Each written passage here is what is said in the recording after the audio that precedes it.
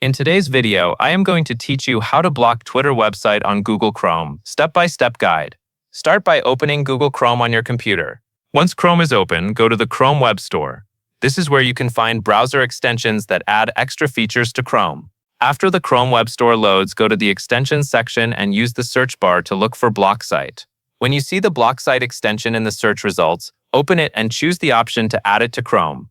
Chrome may show a confirmation pop-up asking if you want to install the extension. If that appears, go ahead and confirm it. After a moment, the extension will be added to your browser. Once Block Site has been installed, the next part is very straightforward. Open the website that you want to block, which in this case is Twitter. Let the page fully load before moving on. After the Twitter page has completely loaded, look to the upper right corner of Chrome and click on the extensions icon.